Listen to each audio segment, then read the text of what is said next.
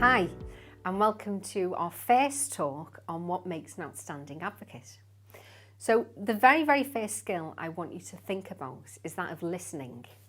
Now, it won't come as a surprise to you that we value listening as one of the key skills that make that outstanding advocate. So remember, we're thinking about what makes the difference between a good advocate and an outstanding black belt advocate. So for me, one of those things is listening, definitely. The problem with listening is that we all think we're good at it. And to illustrate this, I want you to think about the last time you applied for a job as an advocate. I bet you that you put on your application form that you're a very good communicator. Or you might have said, I'm a very good listener. And in the interview, you'd have said that. And it's interesting because it becomes a bit trite. We say this, I'm a good listener, and it becomes very robotic. And that gives us a problem, because the truth is that we are good listeners sometimes. We are good listeners when we have the time to listen. We're good listeners when we have the space to listen. And we're good listeners when we haven't got all the distractions of daily life and stress getting in the way. So I want you to think, as an advocate, how often are you a good listener? Because good listeners who are consistently good are actually very rare. So to illustrate this, I want you to think about the last conversation you had today. Just think about it. Was it with your partner, your children? Was it with a colleague? Was it with an animal, your pet? Whoever it was, I want you to just remember it and recall it. And think about how much of that conversation you spent listening, and how much of it was spent giving advice, or how much of it was spent problem solving, or how much of it was spent on your views and what you think should happen. Another thing that we do is we try and second guess what's coming. So even though I'm listening to you, my mind is actually, well, this is what she's going to say. I need to second guess, because by second guessing, I show that person that I'm with them. I can empathise, but it's not listening. So think about that. How easy was it for you to give your opinions in that conversation? How easy was it for you to spend time on what you think? Now, I've asked you very deliberately to think of a personal example of a conversation, because what you do in your private life will show you a lot about what you do in your public life. So in other words, what you do in private, what you practice in private, is what you do in public. So it will tell you something about your attitudes towards listening. Are you somebody who tries to solve everything? Or are you somebody who's quite comfortable saying nothing? So let's think about listening in a professional capacity. And I've got a couple of pointers that I try and think about when I'm going into an advocacy relationship. So the first thing is that you need to be still, and you need to shut up. You need to be quiet. So in your relationship, how much time are you comfortable with those silences and giving the client lots and lots of space to explore what they think? Now, the problem with this, the problem with quietness and stillness, is that as an advocate, you have a professional role to play. And I want you to think about that first meeting with a client. You have to establish your role. You have to set your boundaries. You have to explain confidentiality. You have to do all of those things before you've even said to the client, how can I help? And that bothers me, because on the one hand, we're saying I'm listening, but the very first thing we do in that first meeting is we talk at them. We talk at the person for 10 minutes. And I'm kind of saying, shh, be quiet, listen to me. And now when I'm finished, right, I'm ready to listen to you. I'm not saying that you shouldn't do those things. You do have to establish your role. But I want you to think carefully about the balance. How much of that first meeting is given to you talking, and how much of that could be done quicker.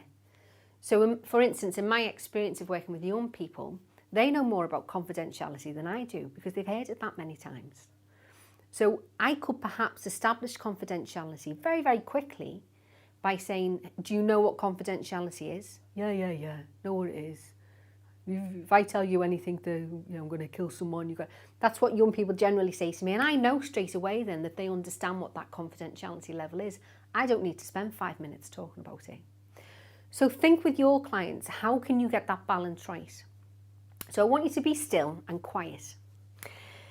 The second thing I want you to think about is how you create a safe space for the client.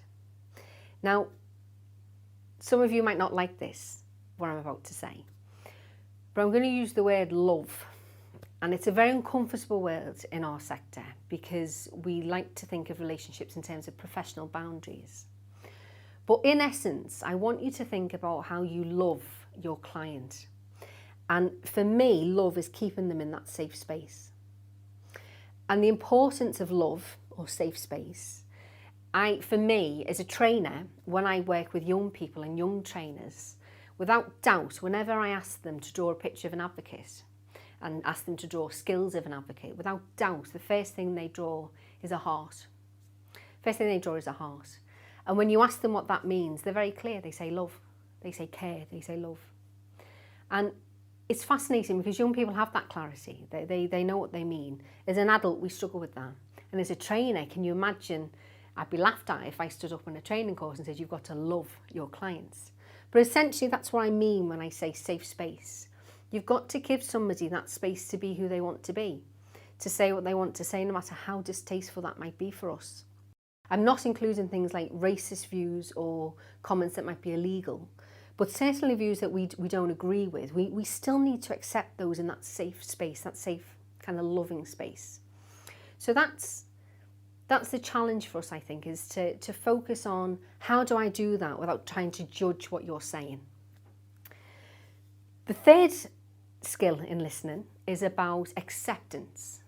Now, for me, acceptance is not empathizing. I don't think I need to empathise with my clients. I don't think I even need to understand. I think it helps when I can understand their choices, but I don't think I need to.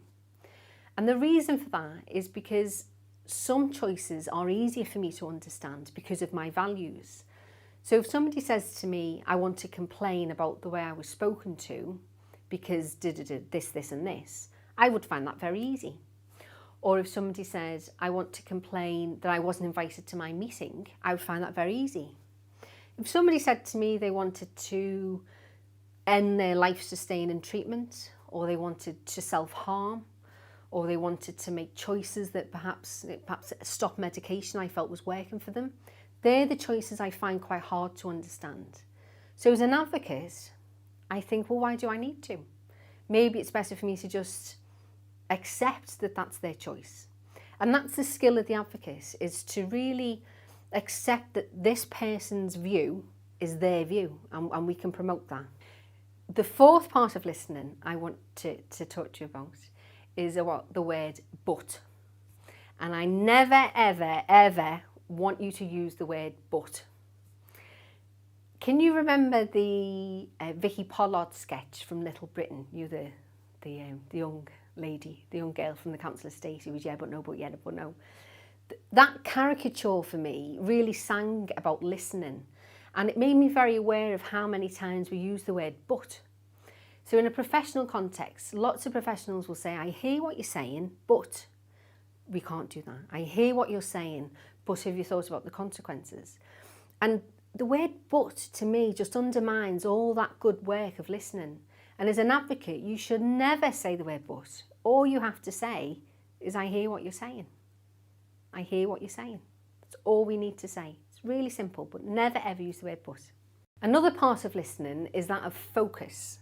So I want you to focus on what you focus on. Just think for a second about where your energy is. Is it on what's being said? Is it on what's not being said? How much of it is given to tonality? So the classic example is when you have somebody that you know and you say, how are you today? They may say the words, I'm fine, but how they say the words, I'm fine, will tell you if they are actually fine. And there's a world of difference from, yeah, I'm fine, to, yeah, fine. Massive difference in the message being communicated. So where is your focus? Is it on what's not being said? Is it about the bigger picture? The idea that the person wants communicated? Think about what you write down, because that's what you will focus on.